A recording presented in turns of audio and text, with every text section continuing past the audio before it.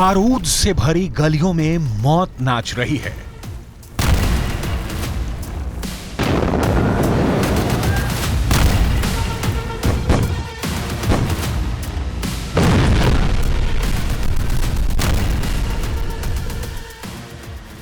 रक्त स्नान कर रही है गाजा पट्टी। कुछ 1000 हमास हैं और उनके क्रूर हमले हैं।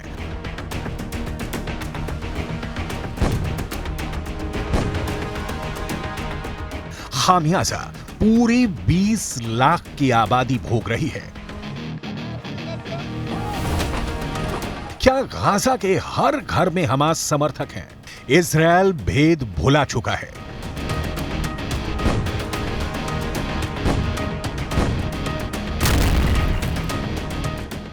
आतंकी ठिकाने और रिहायशी इलाके के बीच इजराइल के टैंक, तोप और गोले कोई फर्क नहीं कर रहे।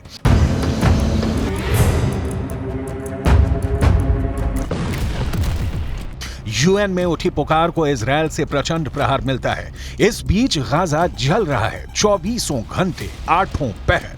अब तक कितनी मौतें हुई, कितने जख्मी हुए, कितने आशियाने खाक हुए और गाजा की सबसे ताजा तस्वीर कैसी दिखती है, इसकी पूरी डिटेल आपको दिखाएंगे। गाजा अपने इतिहास के सबसे बुरे दौर से गुजर रहा है। बाशिंदों के कंधे जनाजों के बोझ से दबे हुए हैं। हर एक मौत का हिसाब खंगालेंगे। इस वक्त इजराइल और लेबनान में मौजूद अपने 2 संवाददाताओं की ग्राउंड रिपोर्ट भी देखेंगे, लेकिन उसके पहले हमास के एयर चीफ के मारे जाने से फैले मातम की तस्वीरें। इजराइल के गाजा पर किए गए हमले में आतंकी संगठन हमास का एयर चीफ असेम अबू रकाबा मारा गया है। इजरायली एयर स्ट्राइक में असेम रकाबा की मौत हो गई है।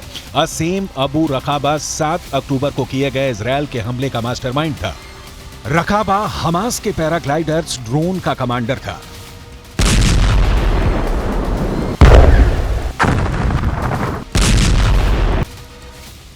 हमास के एयर चीफ की मौत का इजरायली पीएम बेंजामिन नेतन्याहू ने एनिमेटेड वीडियो जारी किया है। प्रधानमंत्री बेंजामिन नेतन्याहू के दिमाग में पिक्चर क्लियर है कि जब तक हमास का एक भी आतंकवादी जिंदा है, इजरायल के तोप के मुंह खुले रहेंगे। हमास को मिट्टी में मिलाने के दौरान जो भी सामने आएगा, गाजा की तरफ भूसा बना दिया जाएगा। गाजा में मौतों की तादाद को लेकर इस वक्त ना तो हमास के पास, ना हिजबुल्लाह के पास, ना ईरान के पास, ना इजराइल कोई भी 100% प्रामाणिक रिपोर्ट है। लेकिन मलबा तो दुनिया के सामने है। जिंदगी इनके बीच कितनी और कैसी बची होगी, आप खुद अंदाजा लगा सकते हैं।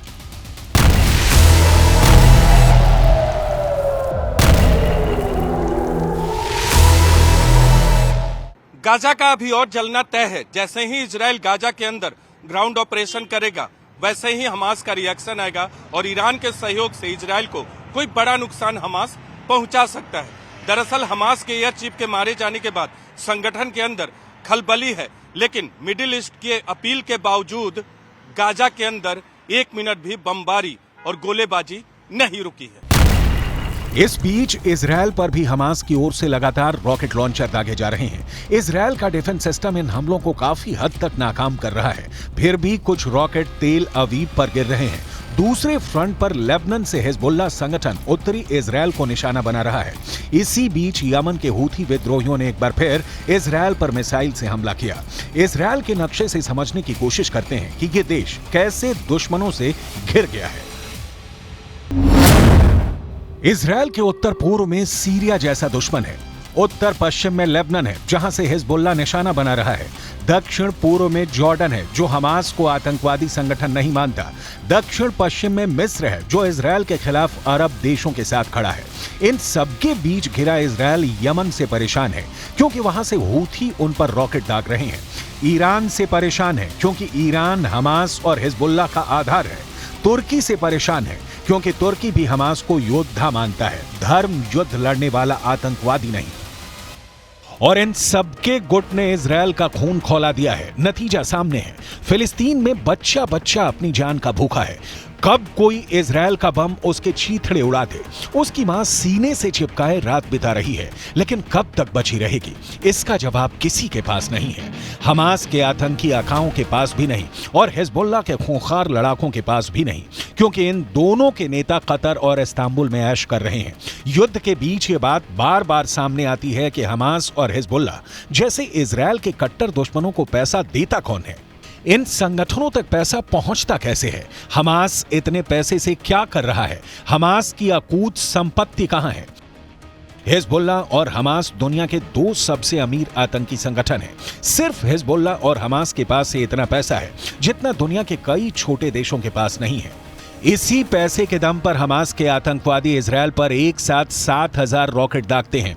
जर्मनी की रिसर्च एजेंसी स्टेट टेस्टा ने दुनिया के सबसे अमीर आतंकी संगठनों की रैंकिंग जारी की है।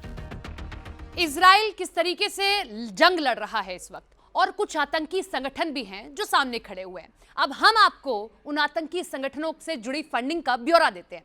लेबनान से इजराइल पर मिसाइल हमला करने वाले आतंकी संगठन हिजबुल्लाह पहले नंबर पर है। हिजबुल्लाह की फंडिंग कैसे बढ़ती जा रही है? एक साल में 110 करोड़ डॉलर यानी करीब 9,130 करोड़ रुपए उसके पास तक पहुंचे हैं। दूसरे नंबर पर आता है गाजा पट्टी में इजराइल का दुश्मन नंबर 1 हमास।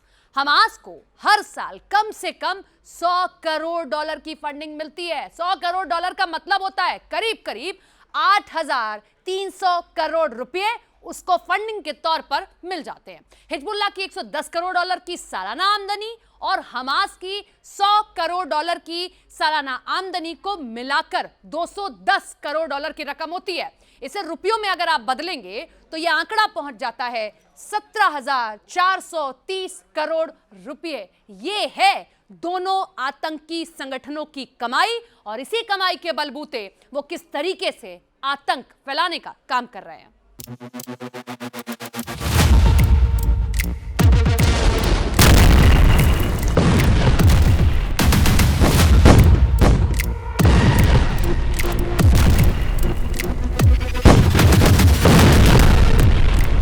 इतने पैसों के बूते ही इन संगठनों ने इजरायल को परेशान कर दिया है। अब सवाल है कि हमास और हिजबुल्लाह पर इतने पैसों की बारिश करने वाला अमीर है कौन?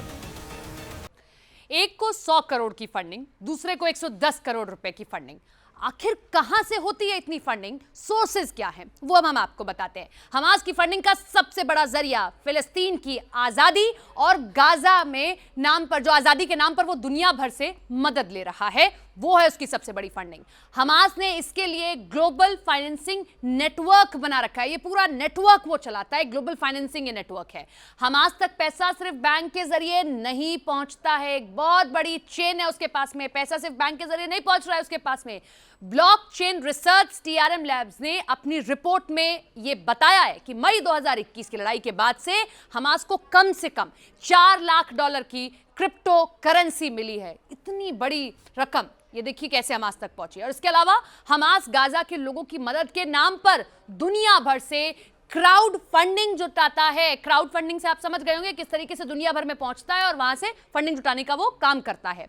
अमेरिकी गृह विभाग की 2021 की रिपोर्ट ये दावा करती है कि ईरान हर साल 10 करोड़ डॉलर की मदद हमास को करता है। हर साल फिलिस्तीन के आतंकी संगठन को 10 करोड़ डॉलर की मदद ईरान की ओर से दी जा रही है। इसके साथ ही गाजा की सुरंगों में कैसे सामान ले जाने वाला गाजा के नागरिकों से 30% तक लेवी वसूली जाती है। 30% तक की ये लेवी उन लोगों से वसूली जा रही है जो गाजा में बनी सुरंगों के जरिए जा रहे हैं। हमास के कुल बजट का 30 करोड़ डॉलर से ज्यादा इन्हीं सुरंगों के जरिए होने वाले व्यापार पर टैक्स लगाकर आता है, और इन्हीं सुरंगों को अब निशाना बनाने का काम इजराइल कर रहा है।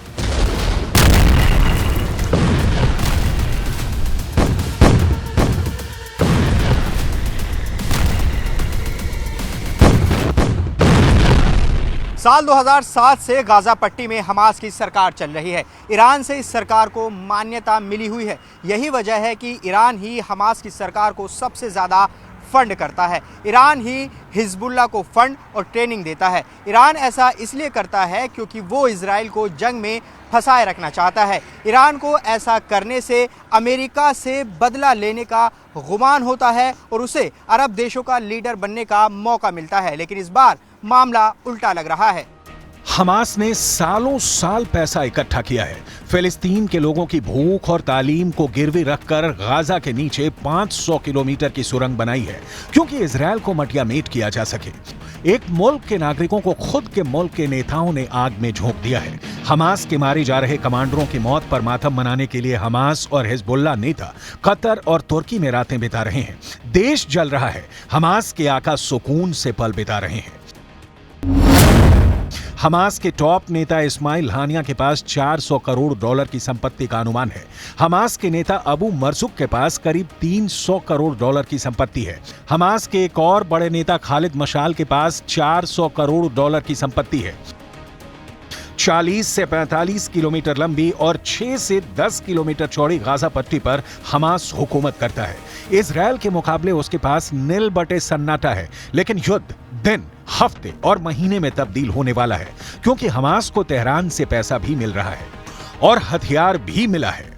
जाहिर है हमास को नेस्तो नाबूद करने से पहले बाइडन और बेंजामिन नेतन्याहू को इनके खजाने पर चोट करना होगा, जिसकी जद में अब कई अरब देश आएंगे।